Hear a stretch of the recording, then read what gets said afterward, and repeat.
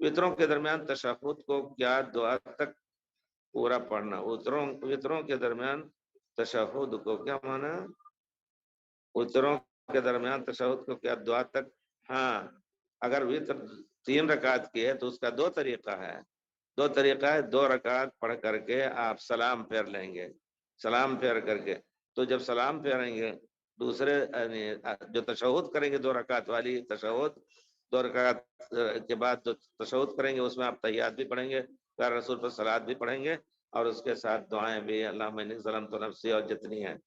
پھر اس کے بعد 1 رکعت اٹھ کر کے آپ پڑھیں، سلام پھیر دیا، جائز ہے یہ، حنفی مذہب اس کو جائز نہیں کرتے ہیں، یہ بھی ایک بہت بڑی غلطیوں میں سے یہ بھی غلطی ذرا سا نوٹ رکھی ہے۔